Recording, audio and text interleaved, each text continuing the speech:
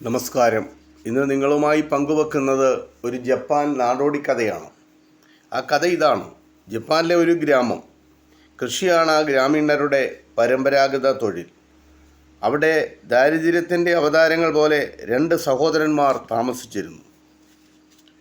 ദാരിദ്ര്യം കാരണം അനുജൻ മറ്റൊരു കുടുംബത്തിൽ നിന്ന് വിവാഹം കഴിച്ച് അവരോടൊപ്പം പോയി താമസിച്ചാൽ അത് നന്നായിരുന്നുവെന്ന് ജ്യേഷ്ഠൻ വിചാരിച്ചു.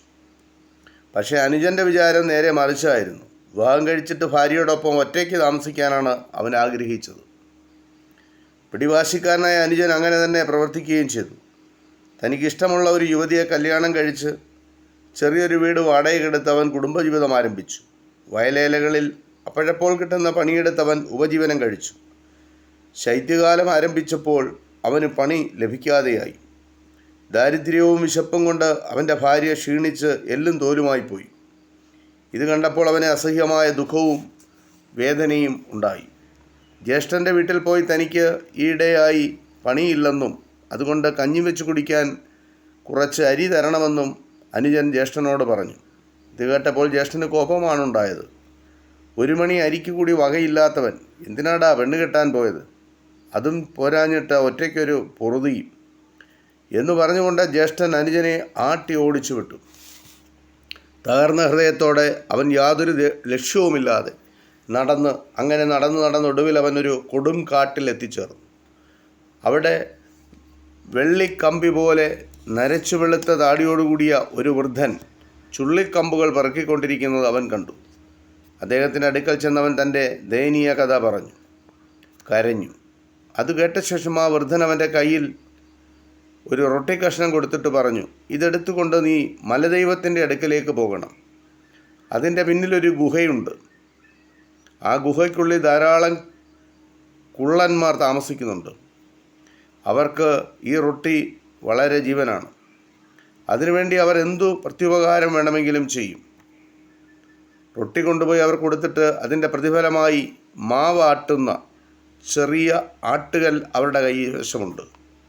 നീ അവരോടത് ആവശ്യപ്പെടണം. മറ്റ് യാതൊരു വസ്തുക്കളും ആവശ്യപ്പെട്ടു പോകരുത്. ഇങ്ങനെ ഈ വൃദ്ധൻ അവരെ പറഞ്ഞു വിട്ടു. അപ്രകാരം തന്നെ സംഭവിക്കുകയും ചെയ്തു. മടങ്ങി വരുന്ന വഴിയിൽ അനുജനെ കണ്ടുമുട്ടിയ വൃദ്ധൻ പറഞ്ഞു, വിലമതിക്കാനാവാത്തതാണ് ഈ ചെറിയ ആട്ടുകല്ല്. ഇതിനെ വലത്തോട്ട് ചുറ്റിക്കൊണ്ട് നീ എന്താവശ്യപ്പെട്ടാലും അത് തന്നുകൊണ്ടിരിക്കും. മതിയെന്ന് തോന്നിയാൽ ഇടത്തോട്ട് ചുറ്റിയാൽ മതി. അനന്തരം വൃദ്ധൻ അവനെ യാത്രയാക്കി. ഈ ആട്ടുകല്ലുമായി അനുജൻ്റെ ജീവിതത്തിൽ സമൂല പരിവർത്തനമുണ്ടാക്കി. ആഡംബരമായ ഭവനം കഴിക്കാൻ, വിഭവസമൃദ്ധമായ ഭക്ഷണപദാർത്ഥങ്ങൾ, വർണ്ണപ്പകിട്ടാർന്ന ഉടയാടകൾ, അവനൊരു ധനികനായി മാറിക്കഴിഞ്ഞു. ഇത് ഗ്രാമത്തിലെ ജനങ്ങൾക്കിടയിൽ വലിയ അസൂയയും സംഭ്രമവും ഉളവാക്കി. ജ്യേഷ്ഠൻ ഇത് കണ്ട് അമ്പരന്ന് പോയി. അനുജൻ ഇത്ര പെട്ടെന്ന് എങ്ങനെയാണ് ഈ സമ്പത്തെല്ലാം ഉണ്ടാക്കിയത്? ഈ രഹസ്യം വല്ലവിധേനയും കണ്ടുപിടിക്കണമെന്ന് തീരുമാനിച്ചുകൊണ്ട് അവൻ അനുജൻ്റെ വീട്ടിലേക്ക് ഒരു കണ്ണ് വെച്ചു നോക്കി.